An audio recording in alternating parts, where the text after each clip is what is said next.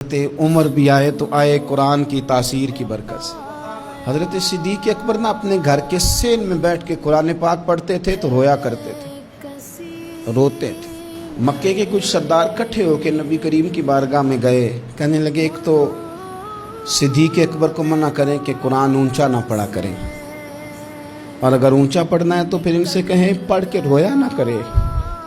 हुजूर ने फरमाया अपने घर में बैठ के पढ़ता है, रोता है, तुम्हें क्या है? या रसूलल्लाह, ये अबू बकर सिद्दीक़ जब कुरान पाक की तिलावत करके रोते हैं ना तो हमारी बच्चियां भी रोने लगती हैं, हमारी औरतें घर का काम काज छोड़ के तो सिद्दीक़ अकबर के दरवाजे पे खड़ी होकर रोती रहती। हुजूर इनसे कहें ये कुरान से जो शगफ है इनका, कहाँ गए मुसलमान जो कुरान पढ़ने वाले थे, किधर गए?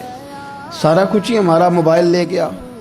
मैं किस तरह ये बात बयान करूं कि कुछ लोगों ने रमज़ान में भी कुरान पाक एक भी ख़त्म नहीं किया, रमज़ान शरीफ में भी एक कुरान पाक की तौफीक नहीं हुई, ले गया सारा कुछ हमारी खुशगपियाँ।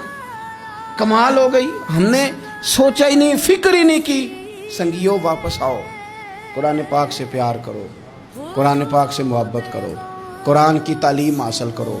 लोग कहते हैं मैं बूढ़ा हो गया हूँ, ज़ुबान मोटी हो गई है, कुरान कैसे सीखूँ? 38.5 साल की उम्र में कलमा पढ़ा हज़रत सिद्दीक़ अकबर ने। कुछ सहाबा इनसे भी उम्र में ज़्यादा थे, तो बड़ी उम्र में दीन सीखा कि छोटी उम्र में सीखा?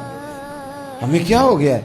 कुरान पाक की तरफ तवज्जो करो। मेरे नबी पाक अलैहिस्सलाम ने फरमाया इस कुरान की बरकत से अल्लाह कौमों को उरूज अता करेगा, इसकी बरकत से ही कौमों को ज़वाल होगा।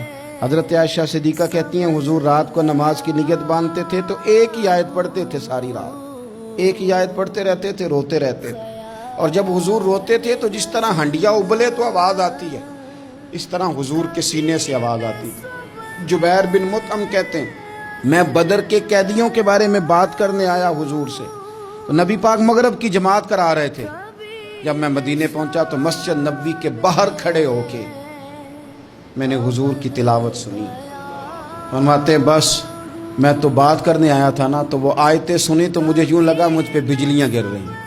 कौन है जो मेरे दिल के कुफर और कुफल धो रहा है? बस कुरान सुनता गया और रब मुझे ईमान की तौफीक अता फरमाता गया। मैंने कलमा पढ़ लिया, मुसलमान, कुरान ही हमारे हर मसले का हल है। मैं क्या करूं?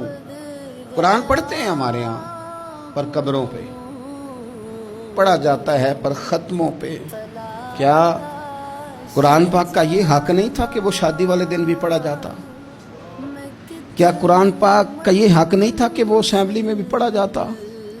कुरान पाक ना शिकायत कर रहा है, शिकायत करता है कि इन लोगों ने ना मुझे ख़त्मों पे पढ़ा है, असेंबली में नहीं पढ़ा। वज़ीर आज़म के खिताब से पहले तिलावत होती है तो ये तिलावत के बाद ये ऐलान क्यों नहीं करते कि हम करेंगे वो जो कुरान कहेगा?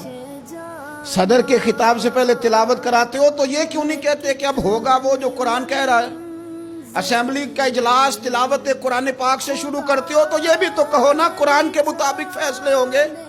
अदालतों में कस्में उठाने के लिए कुरान रह गया है, इस पे हाथ रख के कहो जो कहूंगा सच कहूंगा।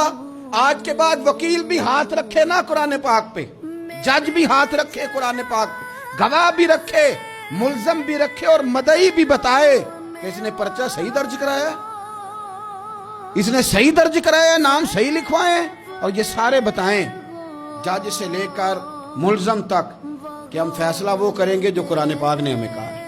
सिर्फ कसमों के लिए रह गए। 2 सूरतें पढ़नी नहीं आती और तुम बीच में कुरान पाक को लाके कसमें उठाते हो। वो ताजर जो दुकान शुरू करने से पहले तिलावत कराता है, किस लिए कराता है? कि मैं तिजारत कुरान पाक के मुताबिक कराऊंगा, इसलिए कराता है। वो तो कहता है जरा दुकान सही चले, जरा बरकत आ जाए। बरकत निरी तिलावत कराने से नहीं आएगी, कुरान के मुताबिक तिजारत कर, फिर ज्यादा बरकत आएगी।